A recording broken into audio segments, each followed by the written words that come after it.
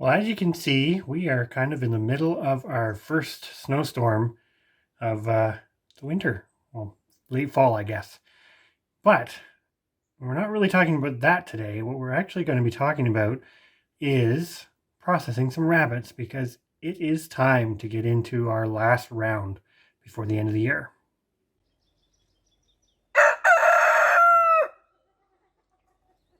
Well, today I am out in our porch. And it's cool out here. I don't know what the actual temperature is, but it's very similar to a fridge. And what we're talking about today is something that we actually started 2 days ago, the beginning of the last round of our rabbit harvests. So every year we have some of our later batches of rabbits that we kind of hold on to a little bit later because we want to get as much product out of them as possible. And I'm going to talk a little bit about that right now. Since we got the snow a couple of days ago, it was really time to get our rabbits out of the tractors.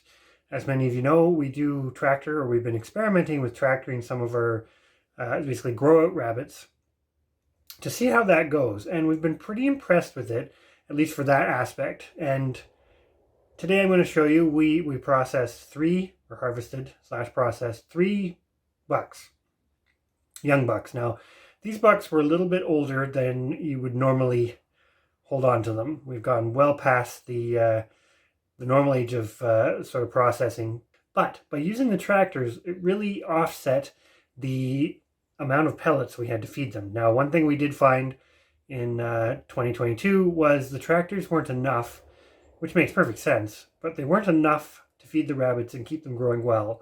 But what they did do was significantly supplement their diet. And so, although I don't have an exact figure for you right now, because we didn't really run that experiment through to see, well, how many pellets or how much is it costing us in pellets to actually feed a tractor full of rabbits. What I can tell you is, given that these were quite a bit older, they didn't consume nearly as much as they would have had they been just in a cage where where you're bringing everything to them. So I'm going to show you kind of what we got here. So here is essentially the human edible portion that we got off these rabbits. Now, combined, these rabbits were 11.5 pounds. Now, that's basically the carcass coming into the house. So already skinned and gutted and all that sort of stuff.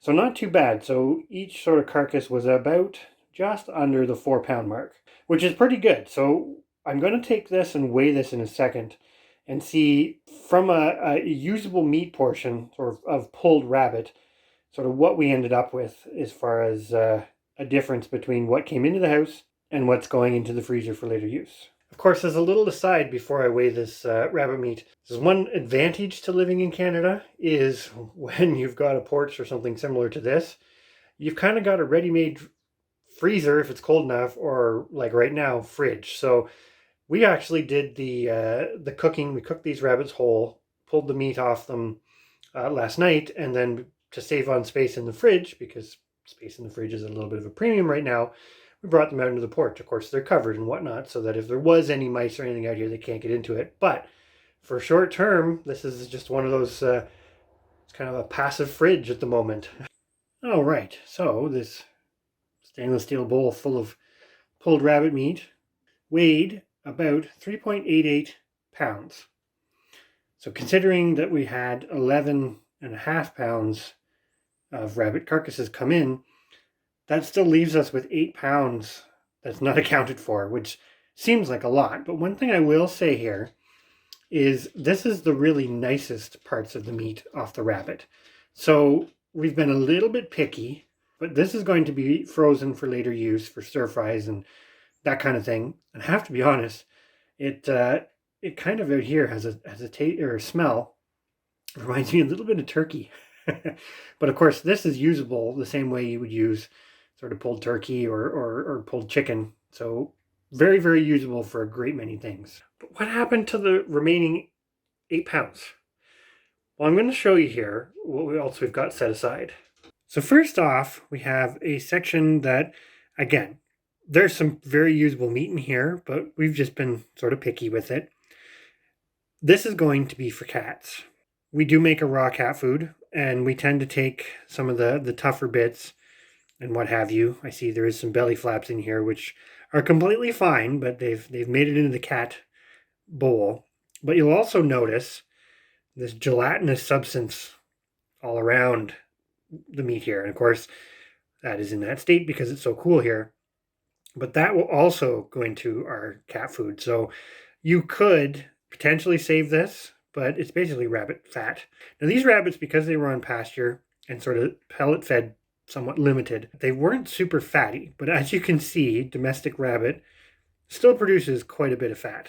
And the last part, which again, it looks like there's quite a bit of meat left on here, but there really isn't, is the carcass, the bones. The plan for this, and what we always do with it, is this goes out to feed the chickens. They absolutely love the little tidbits that are left, and they are extremely good at picking this completely clean to the point that all there is the bones left. And of course, rabbits being mammals, their bones are denser.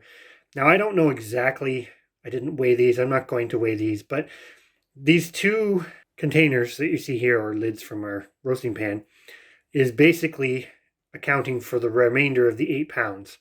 Now, there is definitely other things we could do with it. We could potentially make broth from these. We're not huge fans of rabbit broth, but it can be done. As I say on this one that's going to the cats, this could be converted into human food as well. There's absolutely nothing wrong with it, but this has still got quite a bit of value for us because cat food is also expensive. The same could be said if you had a dog or any sort of carnivore that you can justify having on your homestead. And I use the term justify loosely because you don't have to have a good reason other than the companionship that they give you. But this is, once it's converted into cat food, which we'll do in the future, this is pretty high quality cat food that we're giving them.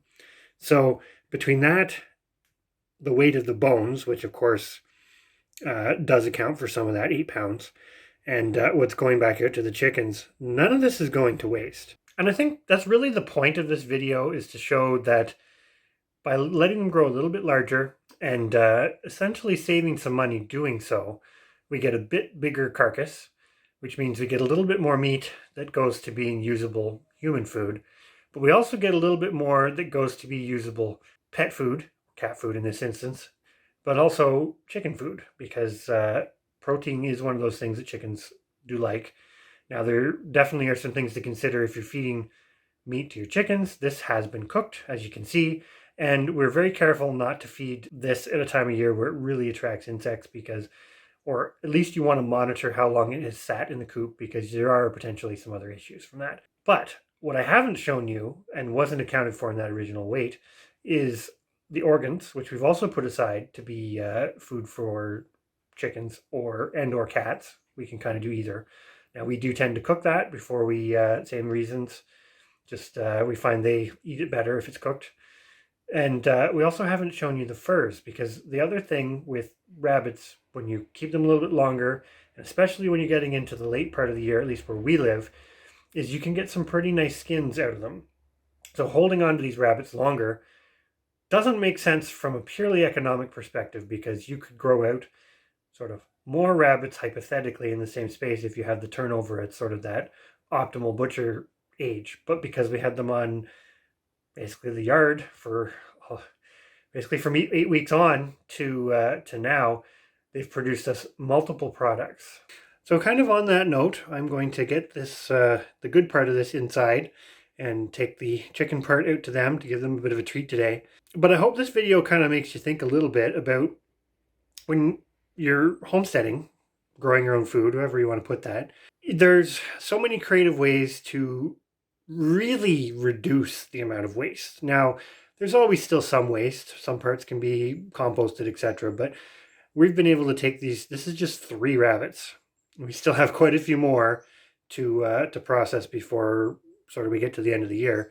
But they can produce a lot for you. They basically give you a lot, and you can turn it into a great many things as long as you're willing to take that time and get creative with it. So on that note, hopefully you enjoyed this video, and if nothing else, it's some food for thought, or thought on how to make your food go a little bit further.